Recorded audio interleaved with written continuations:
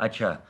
देखिए आज का लेक्चर वैसे हमारा ज़्यादा लेंथी भी नहीं है, मुख्तसर है। लेक्चर में हमने अभी तक पिछले क्लास में हमने कुछ सेट को कन्वेक्स साबित करना या ये जिस तरह हमने अभी ये क्वेश्चन किया था ना पिछली क्लास में कि ये सेट एस जो है ये F of x less than और इक्वल टू आर, इसको हमने कन्वेक्स साबित करना था। इस सेट में जो फंक्शन है वो बज़ात खुद कन्वेक्स है, हमने इस सेट एस को कन्वेक्स साबित करना था। ठीक है?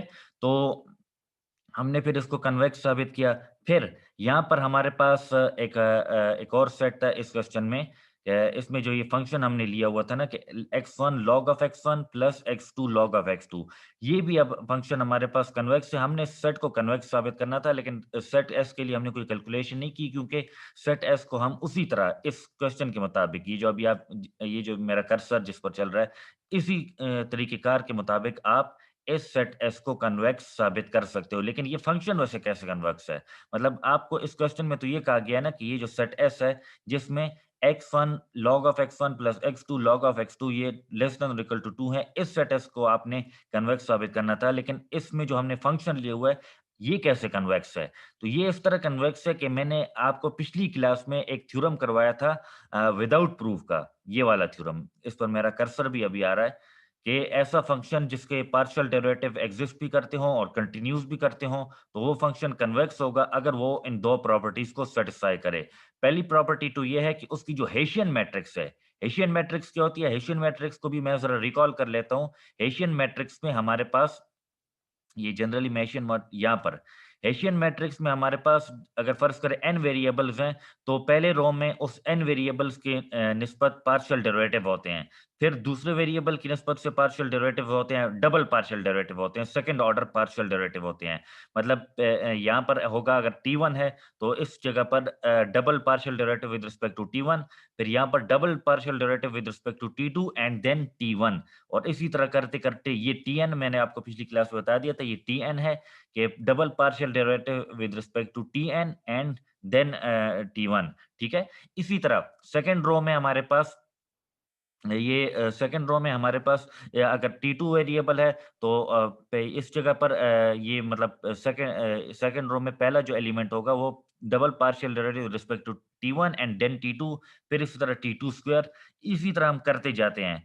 फर्ज़ करें अगर हमारे पास बस डबल पार्शियल मतलब 2 वेरिएबल्स हैं, तो 2 वेरिएबल के केस में हेसियन मैट्रिक्स होगा फाइ और double partial derivative with respect to x, then partial derivative with respect to y and then x, फिर partial derivative with respect to x and then y, और double partial derivative with respect to y। ये हमारे पास hessian matrix होता है। तो एक function को अगर आपने हेसियन मैट्रिक्स की निस्बत से कन्वेक्स देखना है, तो उसका तरीक़ेकार यही है कि आप पहले उसकी हेसियन मैट्रिक्स का डिटर्मिनेंट ले लें। अगर उसका determinant same double partial derivative with respect to x और y के प्रोडक्ट के माइनस ये मिक्स पार्शियल डेरिवेटिव के स्क्वायर इसके बराबर आ रहा है, और फिर दूसरे केस में ये जो डबल पार्शियल डेरिवेटिव्स हैं, फाइ डबल एक्स और फाइ डबल वाई, ये नॉन नेगेटिव हैं, ठीक है? ये नॉन नेगेटिव हैं, तो इस केस में मतलब नॉन नेगेटिव मतलब लेस देन 0 नहीं है, तो दूसरी प्रॉपर्टी भी अगर साबित हो जाए, तो इस केस में फिर ये फंक्शन हमारे पास क्या होगा? कन्वेक्स होगा। अगर आपने फंक्शन की कन्वेक्सिटी बस चेक करनी है, तो फर्ज़ करें 2 वेरिएबल्स का फंक्शन है, जब भी आपके पास 2 वेरिएबल या 2 का फंक्शन हो, आपने उस 2 वेरिएबल की फंक्शन की कन्वेक्सिटी अगर आप चेक करना चाहते हैं, तो सबसे पहले देख लें कि उसका डिटर्मिनेंट किसके बराबर आ रहा है। अगर उसका डिटर्मिनेंट ये डबल पार्शियल डेरिवेटिव के प्रोडक्ट आ रहा है और मिक्स पार्शियल डेरिवेटिव्स के स्क्वायर और फिर इनके डिफरेंस के बराबर आ रहा है, तो और दूसरी प्रॉपर्टी ये कि डबल पार्शियल डेरिवेटिव जो है वो नॉन नेगेटिव आ रहे हैं, तो इस केस में फिर ये फंक्शन हमेशा क्या होगा? कन्वेक्स होगा। तो जो बात हम कर रहे हैं कि बात तो ये है कि इस सेट S को कन्वेक्स साबित करना है, लेकिन इसमें जो ये फंक्शन है हमने लिया हुआ है, x1 log of x1 plus x2 log of x2, variable इसमें 2 हैं, x1 और x2, आया ये बज़ात खुद कन्वेक्स है या नहीं? तो इसको उसी थ्योरम के मुताबिक ले लें। इसकी जो हेसियन मैट्रिक्स होगी, मतलब जब हम अगर फर्ज करें इसका हम पार्शियल डेरिवेटिव लेते हैं विद रिस्पेक्ट टू x1, ठीक है? तो जब partial derivative with respect to x1 लेंगे, तो मतलब ये तो 0 हो जाएगा और इस पर आपने प्रोडक्ट रूल अप्लाई करना है। इससे जो भी नतीजा आता है, उससे अगर आप दोबारा उसका पार्शियल डेरिवेटिव ले लेना x1 की ही निस्बत से, मतलब इस f ऑफ x1 x2 का आप डबल पार्शियल डेरिवेटिव ले लें विद रिस्पेक्ट टू x1, तो यहाँ पर फिर क्या आएगा? x1 आ जाएगा। 1/x1 sorry. और अगर आप इसी पर फंक्शन f का डबल पार्शियल डेरिवेटिव ले लें विद रिस्पेक्ट टू x2, तो ये 1/x2 आ जाएगा हमारे पास, ठीक है? डबल पार्शियल डेरिवेटिव की। और ये दोनों एलिमेंट्स क्यों 0 होंगे? क्योंकि अगर यहाँ पर फर्ज़ करें पहले हमारे पास आएगा यहाँ पर partial derivative with respect to x2 आएगा, तो partial derivative with respect to x2 जब आएगा तो ये वाला टर्म 0 हो जाएगा और इसका पार्शियल डेरिवेटिव अपनी जगह पर आ जाएगा। इसका डेरिवेटिव पार्शियल जो भी आएगा, लेकिन ये फंक्शन फिर x2 का रहेगा। x2 का जब हम partial derivative with respect to x1 लेंगे तो ये टर्म पूरा 0 हो जाएगा। ठीक है? समझ में आ रही है ना? ये बात आप असल में खुद ये मैं डिटेल में ज़्यादा इसलिए नहीं जाता क्योंकि हमारे पास सिर्फ 40 मिनट्स इस क्लास की ड्यूरेशन है, तो अगर मैं डिटेल में जाऊँगा तो फिर इस पर वक़्त लगेगा थोड़ा। तो ये आप आसानी से कर सकते हैं, इसलिए मैं इसकी डिटेल में नहीं जा रहा। आप आसानी से चेक कर सकते हैं कि ये यहाँ पर 0 क्यों आ रहा है, इधर 0 क्यों आ रहा है, यहाँ 1/x1 क्यों आ रहा है और यहाँ पर 1/x2 क्यों आ रहा है। ठीक है? तो लेकिन इसकी जो अब ये इसका हेसियन मैट्रिक्स है। जब आप इसका डिटर्मिनेंट लेंगे तो ये डिटर्मिनेंट की पहली प्रॉपर्टी को बिल्कुल सैटिस्फाई करता है। क्योंकि मिक्स पार्शियल डेरिवेटिव तो 0 हो जाएगा ना, लेकिन 0 भी तो एक्चुअली इसको हम ऐसे लिख सकते हैं ना कि 0 स्क्वायर और बाकी ये प्रोडक्ट तो अपनी जगह पर होगी, माइनस दिस। और एक और बात ये जो मेन पहली प्रॉपर्टी तो उससे ऑटोमेटिक सैटिस्फाई हो रही है। दूसरी प्रॉपर्टी मेन बात है ना कि आया ये double partial derivative non negative हैं या नहीं? तो देख लें आप, double partial derivative non negative इसलिए हैं कि यहाँ पर 1/x1 आ रहा है, यहाँ पर 1/x2 आ रहा है। ठीक है? तो 1/x1 जब हमारे पास ये आया, तो देखें 1/x1 x1 बज़ात खुद क्या है? पॉज़िटिव वैल्यू है, तो 1/x1 भी पॉज़िटिव होगा, x2 भी पॉज़िटिव वैल्यू है, तो 1/x2 भी पॉज़िटिव होगा। मतलब यहाँ पर जो डबल पार्शियल डेरिवेटिव है, वो पॉज़िटिव आ रहे हैं। तो दूसरी प्रॉपर्टी भी सैटिस्फाई हो रही है। तो इसी कानून के मुताबिक मतलब हमने कहा कि चूँकि इस फ़ंक्शन f की जो हेसियन मैट्रिक्स है, वो 2 प्रॉपर्टीज़ उस थ्योरम की सैटिस्फाई कर रही है, तो इसी बुनियाद पर हम कह सकते हैं कि ये फ़ंक्शन f कन्वेक्स है। बाकी रही बात इस सेट एस को कन्वेक्स साबित करने वाली बात, तो ये बिल्कुल हूबहू इस क्वेश्चन वाला तरीक़ेकार है जिस पर मैंने अभी लाइन लगा रहा हूँ मैं, ये जो कर्सर जिस पर मेरा आ रहा है, हूबहू इस सेट एस को आप उसी तरह कन्वेक्स साबित कर सकते हैं। इसमें जो मेन बात यही थी या मेन कन्फ्यूजिंग बात यही थी कि ये फंक्शन एफ कैसे कन्वेक्स है?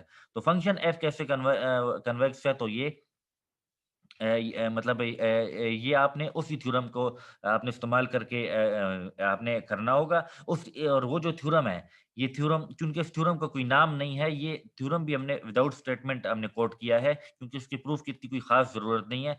तो इस थ्योरम को अगर आपने नोट्स प्रिंट किए हुए हैं, तो इस थ्योरम को आप ज़रा हाइलाइटर की फ़ॉर्म में ज़रा हाइलाइट करें। इस थ्योरम को आप ज़रा हाइलाइटर से हाइलाइट करें अगर आपने नोट्स प्रिंट किए हुए हैं। क्योंकि ये थ्योरम आगे भी बहुत इस्तेमाल होता है, ठीक है? क्योंकि इस थ्योरम का नाम नहीं है, तो हम इस थ्योरम को फिर कोट भी नहीं कर सकते आगे जाकर। तो इसलिए ज़रा हाइलाइटर को से अगर मुमकिन हो तो ज़रा इसको हाइलाइट कर लें या इवन पीडीएफ में भी इस तरह आप हाइलाइटिंग कर सकते हैं जिस तरह मैं कर रहा हूँ। ये पेंसिल का साइन है, इस पर आप क्लिक कर लें और थोड़ा इसको हाइलाइट कर लें और इसी पीडीएफ को फिर सेव कर लें। ठीक है? ये मैं इसलिए कह रहा हूँ कि ये थ्योरम फिर आगे जाके इस्तेमाल होगा। अच्छा, तो रही बात इस सेट एस को कन्वेक्स साबित करने की बात, तो ये हूबहू आप इसी क्वेश्चन के मुताबिक मतलब जिस तरह इस सेट एस को कन्वेक्स साबित किया, आप इसको भी कन्वेक्स साबित कर लें। ठीक है जी? तो अच्छा, फिर हमारे पास ये थ्योरम है। अब थ्योरम हमारे पास ये है कि ये 1 से लेकर n तक हमारे पास मुख्तलिफ फंक्शन हैं। मतलब fi ये f1, f2, fn ये हमारे पास फंक्शंस हैं जो कि कन्वेक्स हैं। हमने इन फंक्शन का जो मैक्सिमम होगा, उसको कन्वेक्स साबित करना है। अब देखें, मैं ज़रा वर्ड को भी आप यहाँ पर ओपन करता हूँ।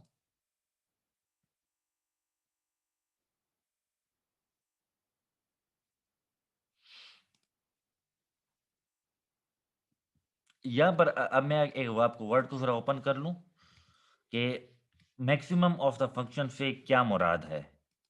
मेरा मकसद आपको ये बताना है।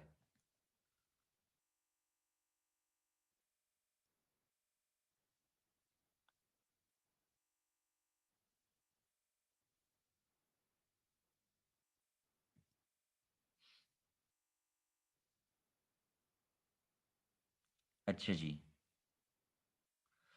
अच्छा यहाँ पर देख रहे हैं आई थिंक यहाँ इस लैपटॉप चूँकि दूसरा लैपटॉप है तो शायद इसके वर्ड में शायद कोई इश्यू है। ख़ैर, मैं आपको ये बताना ही चाह रहा हूँ कि अगर फ़र्ज़ करें आपके पास एक फ़ंक्शन f है, ठीक है? अगर ये आपके पास एक फ़ंक्शन f है और ये आपके पास एक फंक्शन g है। तो अगर आपको से कोई पूछे कि इस फंक्शन f और g के मैक्सिमम से क्या मुराद है, मतलब जब भी आपसे कोई ये पूछे ना कि इस फंक्शन f और g के मैक्सिमम से क्या मुराद है, ठीक है? तो आपने ये बताना है कि इसके मैक्सिमम से मुराद ये है कि अगर हम फंक्शन f और g का मैक्सिमम लेंगे तो इसका मतलब ये होगा कि एक पॉइंट होगा, एक ऐसा पॉइंट जहां पर हमने एक वैल्यूज चेक करनी होगी। वैल्यूज कैसे चेक करनी होती हैं वो फिर हम वो भी मैं आपको बताता हूँ, वो भी किस टाइम हम आपको बताएंगे।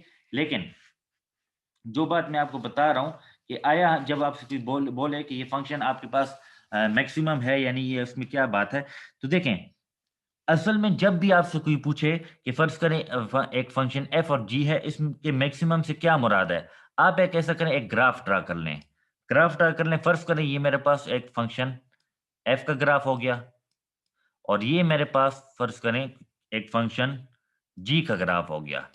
तो जब भी आपसे कोई बोले कि इस फंक्शन f और g के मतलब मैक्सिमम से क्या मुराद है, तो आपने बताना होगा कि maximum of f and g is some point of f and g। मतलब बात ये है कि इन दोनों फंक्शन का जो मैक्सिमम होगा वो एक मुश्तरका इन दोनों का एक पॉइंट होगा जहां पर इन दोनों फंक्शंस की वैल्यू मैक्सिमम होगी।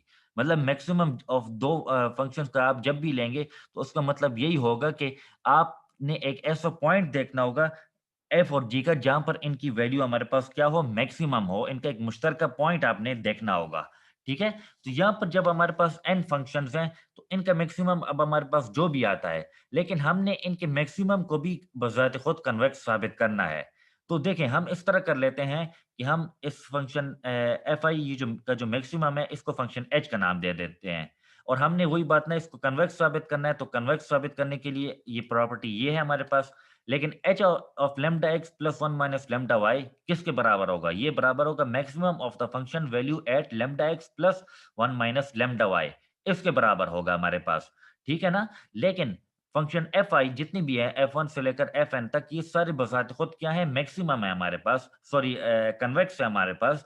तो जब ये सारे कन्वेक्स हैं, मतलब जितनी भी आपके पास ये जो फंक्शन एफ वन से लेकर एफ एन तक ये फंक्शंस हैं, ये अगर कन्वेक्स हैं तो इनका मैक्सिमम भी कन्वेक्स होगा। मतलब ये है कि अगर फंक्शन एफ आई मतलब एफ वन एफ टू से लेकर एफ एन अगर ये सारी प्रॉपर्टीज को सेटिस्फाई करते हैं, वो कन्वेक्सिटी वाली प्रॉपर्टीज को सेटिस्फाई करते हैं, तो इनका मैक्सिमम भी कन्वेक्सिटी वाली प्रॉपर्टी को सेटिस्फाई करेगा, हर सूरत करेगा। ये रिजल्ट के मुताबिक भी होता है। लेकिन अगर जब भी हम एक फंक्शन मुख्तलिफ लेंगे एफ वन से लेकर एफ एन तक, अगर वो फंक्शंस बज़ात खुद कन्वेक्सिटी वाली प्रॉपर्टी सेटिस्फाई करते हैं, तो उनका मैक्सिमम भी हर सूरत कन्वेक्सिटी वाली प्रॉपर्टी सेटिस्फाई करेगा। लेकिन हमने ज़रा इसको ओवरऑल मतलब कहने का मकसद ये है कि अगर ये इनइक्वालिटी साबित हो रही है, तो ये maximum of the function will be less than और equal to maximum of this value, ठीक है?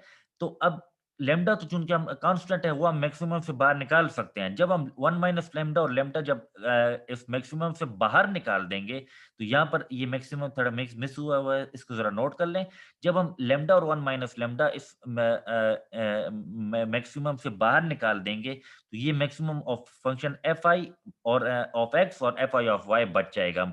मतलब ये बन जाएगा एच ऑफ एक्स और ये बन जाएगा एच ऑफ वाई।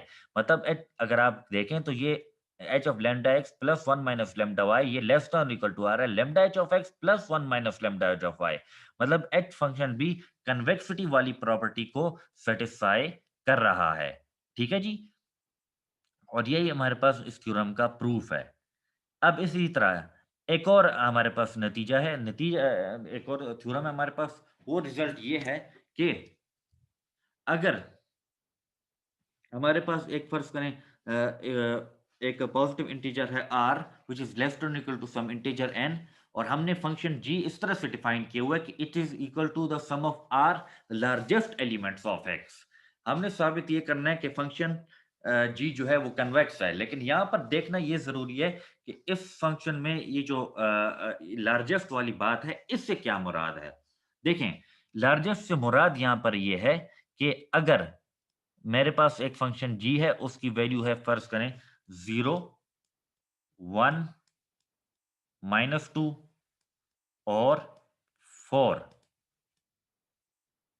देखें और n इसमें मतलब 4 वैल्यूज़ हैं। n हमारे पास क्या है 4 है और r अब मेरे पास किसके बराबर है?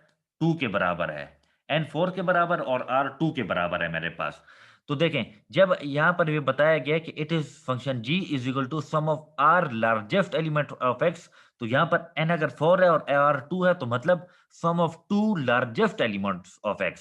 मतलब यहाँ पर हमने कहा हुआ है ना कि sum of r largest element of x, n 4 है, अगर हमने फर्स्ट, ये मैं एक एग्जांपल आपको बता रहा हूँ, n 4 है, r 2 है, तो जब बोला हुआ है ना कि r largest element of x, तो मतलब ये है कि two largest of elements of x, two largest element of x मतलब एन 4 है और आर 2 है, तो जब कहा गया कि sum of R largest elements of x मतलब sum of two largest elements of x.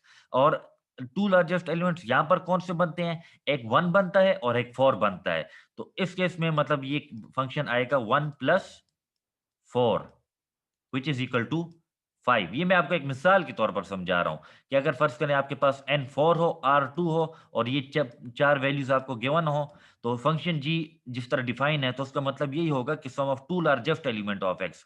तो दो सबसे बड़े एलिमेंट्स यहाँ पर कौन से हैं? ये -2 है, तो 0 भी छोटा है, -2 भी छोटा है, 1 और 4 दो बड़े एलिमेंट्स हैं, तो इन दोनों का सम जो होगा वो फंक्शन g के बराबर होगा। समझ रहे हैं ना? और 1 plus 4 which is equal to 5 मतलब g of 0, 1, minus 2, 4 according to this question definition it is equal to 5। ठीक है? और इसी तरह अगर फर्ज करें ये सेट है हमारे पास, x की जो वैल्यूज हैं x1 x2 sn है, ये हमारे पास x की वैल्यूज हैं। अगर फर्ज करें मैं सेट f डिफाइन करता हूं, अगर r को 3 लिया जाता है तो ये बराबर होगा x1 x2 के और x3 के। मतलब सेट एस में जो एलिमेंट, अगर R3 है तो सेट एस में एलिमेंट्स होंगे x1 x2 x3। एस क्या है? एस भी इसका मतलब सबसेट होगा, x1 x2 xn, ये एक सेट की फॉर्म में लेके तो एस इसका सबसेट होगा। अगर R की वैल्यू है 2 3 4 तो फिर ये एस सेट बराबर होगा x2 x3 x4। और फंक्शन जी की डेफिनेशन जो मैंने यहां पर लिखा है उस केस में होगी x1 प्लस x2, अगर ये सेट एस मैंने इस तरह लिया है, प्लस x3। मतलब आपने R को देखना होगा, आपने N को नहीं देखना होगा। N तो एक मतलब ये n tuple of real number है, R की वैल्यू हमेशा N से छोटी है, उसके बराबर होगी। आपने R को देखना होगा कि R की वैल्यू क्या है, तो R की वैल्यू हमारे पास, R की वैल्यू होगी हमारे पास, फर्ज करें अगर R की वैल्यू 3 है तो फिर ये फंक्शन g जो होगा, फर्ज करें x1 x2 x3, तो फंक्शन g होगा x1 plus x2 plus x3। अगर अगर s हमारे पास इस तरह के x2 x3 x4, तो फंक्शन g बराबर होगा x2 x3 x4 के बराबर होगा। अगर r की वैल्यू फर्ज करें 5 है, अगर r की वैल्यू 5 है मेरे हमारे पास, r की वैल्यू हमारे पास 5 है, तो फिर फंक्शन g बराबर होगा x1 plus x2 plus x3 plus x4 plus x5 के। ठीक है ना? मतलब ये वैल्यूज n है, तो r अगर 5 है तो हमने 5 लार्जेस्ट वैल्यूज लेनी होगी और उनका सम बस मालूम करना होगा। ठीक है? यही बस इस फंक्शन की आसान सी डेफिनेशन है या आसान सा मतलब है, क्योंकि इस फंक्शन के मतलब को जरा समझना जरूरी था। ठीक है? मैं ज़रा इनको मिटा दूँ ताकि अब आपको ये थ्योरम भी क्लियर नज़र आए। अच्छा, तो अब फ़ंक्शन g को क बस कन्वेक्स साबित करना है, ठीक है? तो जिस तरह हमने कहा कि फ़ंक्शन g जो है वो बराबर है sum of r largest elements of x के। तो इस तरह हम आसानी के लिए फ़ंक्शन f ऑफ x की फ़ॉर्म में डिफ़ाइन कर लेते हैं। मतलब वही बात कि sum of r largest elements of x, ठीक है? अब ये फ़ंक्शन उसी तरह कन्वेक्स है जिस तरह ये मैक्सिमम को कन्वेक्स साबित किया। जिस तरह मैक्सिमम को कन्वेक्स साबित कर सकते हैं, इसी तरह हम इसी थ्योरम के मुताबिक, क्योंकि ये तो थ्योरम है ना, इस थ्योरम को इस्तेमाल करके हम इस समेशन को भी कन्वेक्स साबित कर सकते हैं। लेकिन बस आप खाली एक यही लिख लें कि by result this function f is convex, क्योंकि यहाँ पर आपको फंक्शन एफ को कन्वेक्स साबित करने को नहीं बोला जा रहा, बल्कि आपको कहा जा रहा है कि सम ऑफ आर लार्जेस्ट मतलब जी को आप लोग कन्वेक्स साबित करें। ठीक है? तो जब पिछले कानून के मुताबिक जब फंक्शन एफ जो है ये कन्वेक्स आ रहा है, ठीक है? तो फंक्शन एफ को जो हमने कन्वेक्स साबित किया, तो एक्चुअली फंक्शन जी क्या है? फंक्शन जी भी तो असल में इसके r largest elements of x के सम के बराबर है ना। जब हमने असल में हमने इसको ये ज जब हमने इसको देखा कि ये कन्वेक्स आ रहा है, तो एक्चुअली फंक्शन g भी एक्चुअली क्या है, maximum of this f of x, maximum of this f of x इसलिए कहा गया है। असल में जब हमने फंक्शन f को डिफाइन किया बाय यूजिंग दिस समेशन, हमने समेशन को लेकर फंक्शन f को डिफाइन कर दिया और हमने कहा कि पिछली थ्योरम के मुताबिक फंक्शन f कन्वेक्स है। लेकिन फंक्शन f कि अगर आप लोग मैक्सिमम ले लें तो वो फंक्शन g बनता है। क्यों फंक्शन g बनता है? क्योंकि हमें कहा गया है कि sum of R largest elements of x जो हैं, वो असल में फंक्शन g के बराबर है। तो इसी वजह से जब अगर ये फंक्शन f जो समेशन की फॉर्म में वो कन्वेक्स है, तो इसका मैक्सिमम भी कन्वेक्स होगा। जब इसका मैक्सिमम कन्वेक्स है, तो इसका मैक्सिमम असल में फंक्शन g के बराबर है। तो फंक्शन g फिर हमारे पास क्या है? वो तो कन्वेक्स है क्योंकि वो पिछली थ्योरम के मुताबिक ही हम इसे कन्वेक्स मैक्सिमम को साबित कर चुके हैं। ठीक है जी? अच्छा ये हमारे पास एक मिड टर्म का एक पेपर था। मिड टर्म का पेपर था बड़ा ये हमें आदिल साहब ने पढ़ाया था, बड़ा कंसेप्चुअल किस्म का पेपर बनाया था। उसमें उन्होंने कहा था एक पहला क्वेश्चन ये दिया था कि G1 और G2 आप लोग ले लें और इसको देखें कि ये कन्वेक्स है या कनकेव। तो वैसे G1 इसमें कन्वेक्स है, G2 कनकेव है। इसकी थोड़ी डिटेल काफ़ी है, ये फिर हम करेंगे। ये तो बड़ा सिंपल सा क्वेश्चन था, ये थोड़ा ट्रिकी था। लेकिन उन्होंने कहा था कि आप देखें कि ये फंक्शन कन्वेक्स है या मतलब कनकेव है। तो इसको मैंने काफ़ी इस पर सोच की थी तो ये ज़रा ज़हन में आ गया था। जब मेरा पेपर हो रहा था तो मैं ऑनेस्टली स्पीकिंग ये बताऊँ कि ये क्वेश्चन मुझसे हल नहीं हो पा रहा था, ठीक है? लेकिन इस क्वेश्चन पर जब सोच की तो इस क्वेश्चन में जब आप अगर इसकी हेसियन मैट्रिक्स डिफाइन कर लें, तो हेसियन मैट्रिक्स का जो वो थ्योरम है, जिसमें 2 प्रॉपर्टीज़ हैं, बिल्कुल हूबहू क्लियर ये एक तरह से क्लियर कट ये फंक्शन f जो है वो हेसियन मैट्रिक्स की दो प्रॉपर्टीज सेटिस्फाई कर रहा था जो थ्योरम में इस्तेमाल की गई थी। मतलब कि डिटर्मिनेंट उसके बराबर होना चाहिए, वो प्रॉपर्टी भी सेटिस्फाई हो रही थी और डबल पार्शियल डेरिवेटिव भी नॉन नेगेटिव आ रहे थे हमारे पास। तो ये फंक्शन उसके मुताबिक कन्वेक्स साबित होता है। ठीक है ना? मतलब आप वो जो मैंने आपको कहा है ना कि आप ने वो थ्योरम अंडरलाइन कर लें कर लें, तो उस थ्योरम के मुताबिक आप लोग आसानी से इस फंक्शन f को कन्वेक्स साबित कर सकते हैं क्योंकि इसके जो डबल पार्शियल डेरिवेटिव आएँगे वो आई थिंक 1/x1 स्क्वायर और 1/x2 स्क्वायर आएँगे। पॉजिटिव वैल्यूज़ आएँगी हमारे पास और यहाँ पर वैसे भी x1, x2 पॉजिटिव वैल्यूज़ हैं और डिटर्मिनेंट वाली प्रॉपर्टी भी सैटिस्फाई हो रही है। तो फंक्शन f हमारे पास क्या है कन्वेक्स होगा उसी हेसियन मैट्रिक्स के थ्योरम के मुताबिक। ठीक है ना? जो मैंने आपको विदाउट स्टेटमेंट करवाया और अभी मैंने आपको अंडरलाइन करने को बताया। बाकी रही बात ये वाला क्वेश्चन, ये तो बिल्कुल असल में इसमें सर ने कि C1 और C2 का कहा ना कि आप चेक करें कि C1 और C2 कन्वेक्स हैं या नहीं। तो असल में हमारे आदिल साहब ने और कुछ भी नहीं किया था, सिर्फ यहाँ पर ये जो क्वेश्चन था ये वाला, हाँ, ये वाला क्वेश्चन, इस क्वेश्चन में बस उन्होंने R की वैल्यू को चेंज कर लिया था। R की वैल्यू उन्होंने मतलब पार्टिकुलर 10 ले ली और एक दूसरे केस में आई थिंक यहाँ पर दूसरे केस में उन्होंने 5 ले ली थी। बाकी ये क्वेश्चन असल में हूबहू वैसे ही था। मतलब आदिल साहब ज़रा अनसीन क्वेश्चन हमारे बनाते होते हैं ना, अनसीन किस्म के क्वेश्चन्स लाते थे। तो यहाँ पर उन्होंने बस क्या किया था, आर की वैल्यू 2 सेट्स ले लिए थे। बस आर की वैल्यू एक जगह में 10 और दूसरी जगह उन्होंने 5 ले ली थी। बाकी वो क्वेश्चन नंबर 2 जो पेपर का था, हूबहू बिल्कुल इस तरह सैटिस्फाई होता था। ठीक है ना? ठीक है, तो इस तरीके से हमने मतलब C1 और C2 को कन्वेक्स साबित किया था, ठीक है?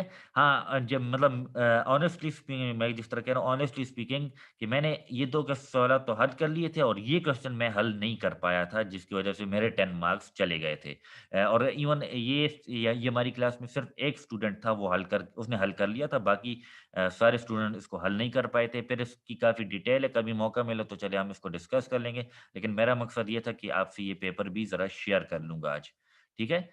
तो आज तक के लिए बस इतना ही। अगर आप का कोई क्वेश्चन हो तो बिल्कुल आप मुझसे पूछ सकते हैं और जो लेट आए